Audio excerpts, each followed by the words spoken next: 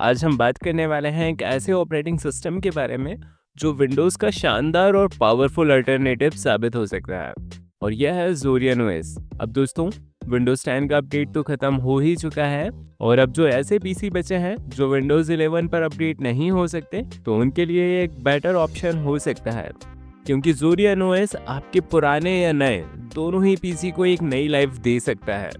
आपको मैं बता दूं कि ज़ोरियन ओएस एक लिनक्स बेस्ड ऑपरेटिंग सिस्टम है जो स्पेशली उन यूजर्स के लिए डिज़ाइन किया गया है जो विंडोज़ जैसे लुक और फील चाहते हैं, लेकिन बिना लैग और बिना वायरस के एक्सपीरियंस के।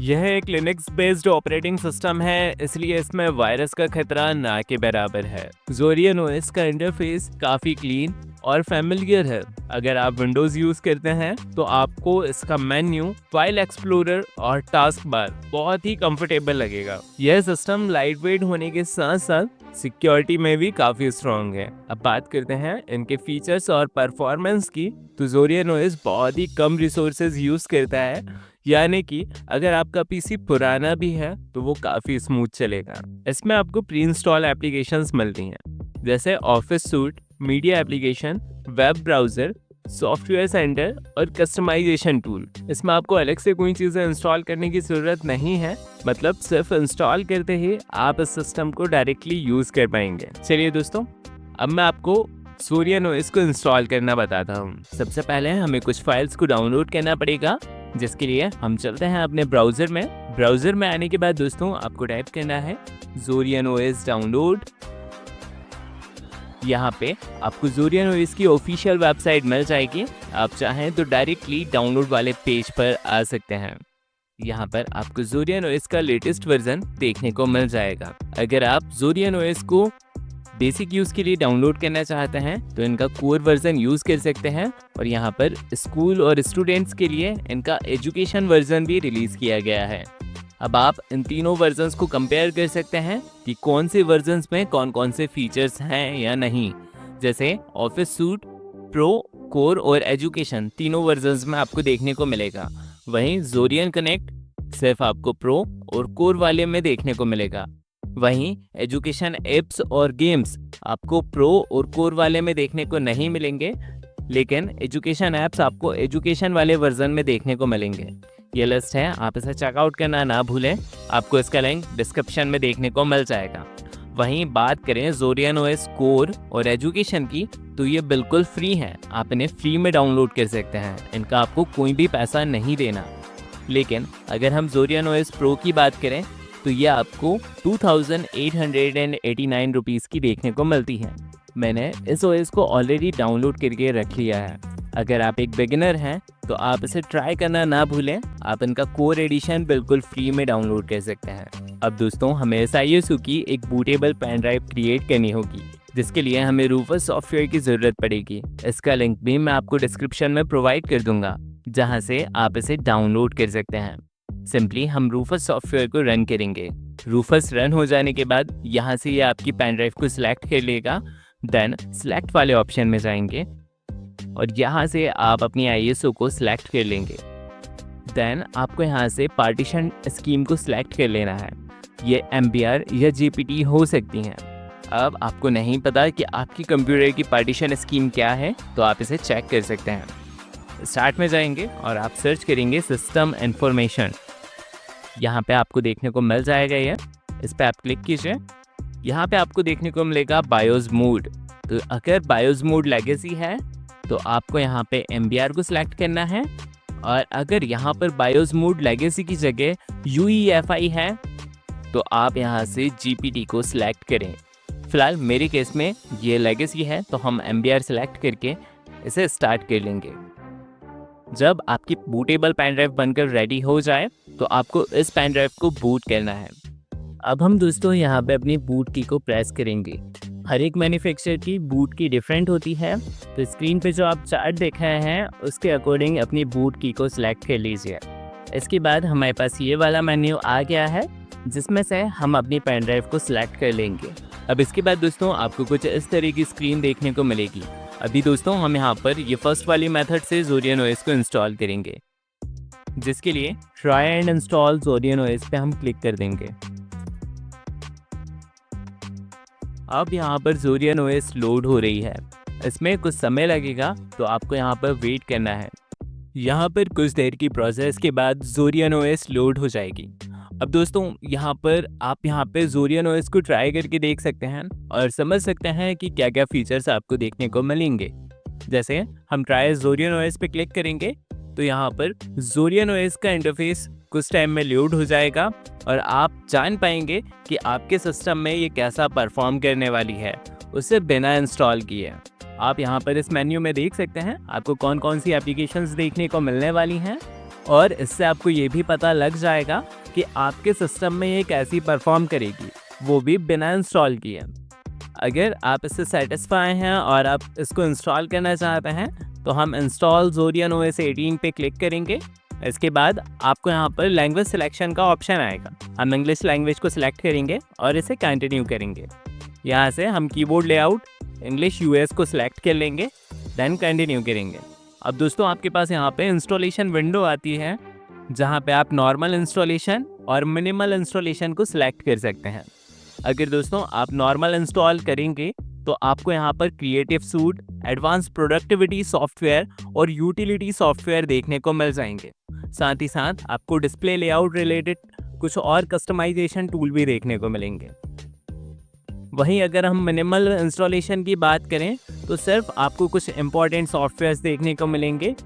इसके बाद दोस्तों आपको यहाँ पर नीचे दो ऑप्शंस दिए गए हैं। अगर आप पहले ऑप्शन को सिलेक्ट करेंगे तो Zorian OS के जो भी अपडेट्स हैं वो आपको यहाँ पे ऑटोमेटिकली हो जाएंगे, बट इसमें इंटरनेट की रिक्वायरमेंट रहेगी। तो अगर आपके पास एक अच्छा इंटरनेट कनेक्शन है तो आप इस ऑप्शन के साथ जा सकते हैं, बट ये प्रोसेस टाइम कंज्यूमिंग होने वाला है, इसलिए मैं इस ऑप्शन को डीसेलेक्ट कर देता हूँ। और इसके बाद आपको यहाँ पर नीचे एक और ऑप्शन देखने को मिलता है।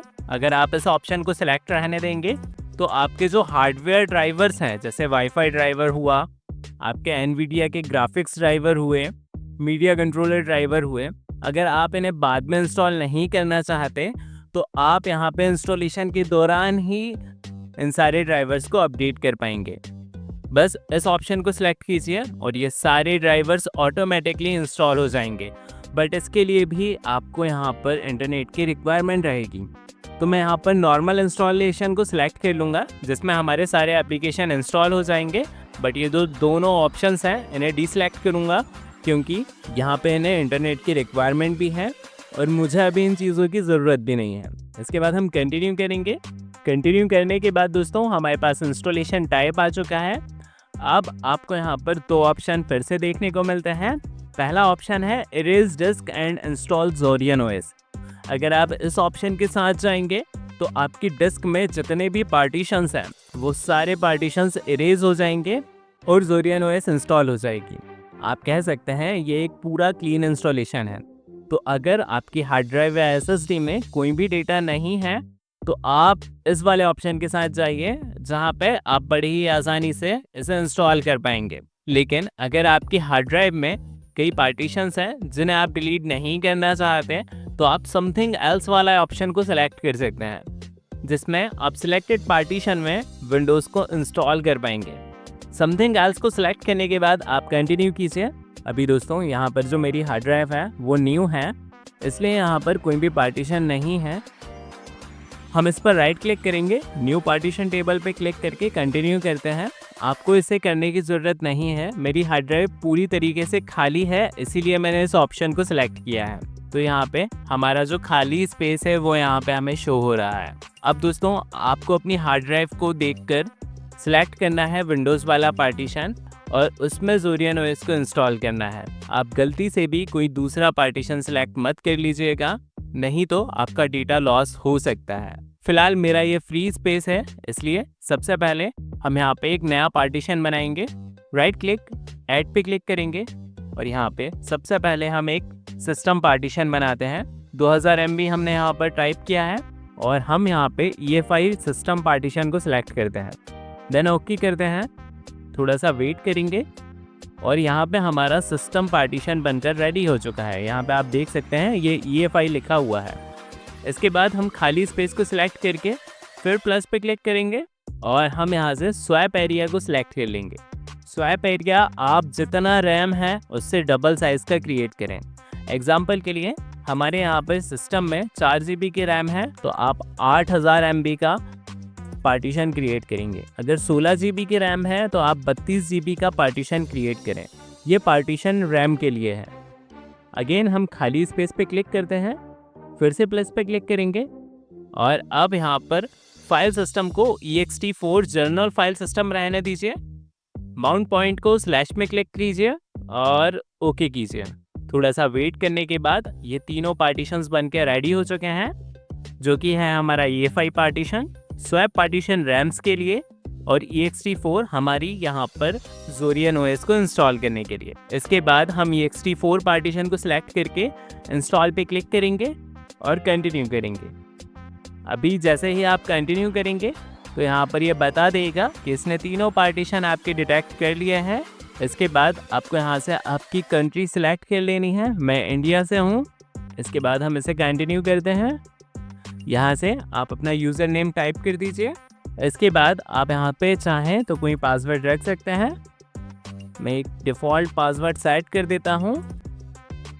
लॉगिन ऑटोमेटिकली सिलेक्ट कर लेंगे तो हमें बार बार पासवर्ड डालने की ज़रूरत नहीं है। यहाँ से आप पासवर्ड भी देख सकते हैं। इसके बाद हम कंटिन्यू करेंगे और अब जो Zorin OS है वो इंस्टॉल होना स्टार्ट हो चुकी है। अब इसमें थोड़ा सा समय लगेगा तो आपको यहाँ पर वेट करना है और पेशेंस रखना है। अब यहाँ पर इंस्टॉलेशन कंप्लीट हो चुका है। यहाँ पे मुझे पॉपअप भी आ चुका है। रीस्टार्ट नाउ पे हमें क्लिक करना है। अब हमारा सिस्टम रीस्टार्ट हो रहा है और अब आपको यहाँ पर वेट करना है। अब यहाँ पे आपको एक मैसेज शो होगा, please remove the installation media then press enter. तो यहाँ पे आपको अपनी जो पेन ड्राइव है, बूटेबल पेन ड्राइव, उसे निकाल लेना है और निकालने के बाद आपको एंटर प्रेस करना है। इसके बाद यहाँ पे Zorin OS लोड होने लग जाएगी और अब आपको यहाँ पे आपका यूज़र नेम दिखाई दे जाएगा। आपको यहाँ पे क्लिक करना है, जो आपने पासवर्ड सेट किया है वो पासवर्ड डालिए आप और फाइनली आप लॉगिन हो जाएंगे। यहाँ पर Zorin OS 18 आ चुकी है और कुछ इस तरह का आपको इंटरफेस देखने को मिलेगा। यहाँ पे आप देखेंगे तो विंडोज से सिमिलर ही इनका फाइल एक्सप्लोरर है, जहाँ पे आप सारे फोल्डर्स को ब्राउज कर पाएंगे। बट यहाँ पे एक चीज़ डिफरेंट है, वो है Zorin अपीयरेंस। यहाँ पे आप इसका लुक डिफरेंट स्टाइल्स में चेंज कर सकते हैं। जैसे आपको विंडोज 11 का लुक रखना है तो आप यहाँ पर इस वाले लेआउट को सिलेक्ट कीजिए और अब ये विंडोज 11 की तरह सेंट्रल में मेन्यू आ जाएगा। वैसे ही आपको यहाँ पे कई सारे लुक्स देखने को मिल जाएंगे। जैसे ये विंडोज 10 वाला है स्टार्ट मेन्यू, वैसे ही ये मैक OS की डिज़ाइन वाला स्टार्ट मेन्यू है, जिसमें आपको कुछ इस तरह का स्टार्ट मेन्यू देखने को मिलेगा। वैसे ही आपको यहाँ पे थीम का ऑप्शन देखने को मिलता है, जहाँ पे आप डार्क थीम भी सिलेक्ट कर सकते हैं और अब आपको पूरी डार्क थीम देखने को मिल जाएगी। सो दोस्तों, अगर आपको ये वीडियो पसंद आया हो और इस वीडियो से कुछ नया सीखने को मिला हो तो प्लीज़ इस वीडियो को लाइक, कमेंट और शेयर ज़रूर करें और मुझे सपोर्ट करने के लिए मेरे चैनल को सब्सक्राइब करें। थैंक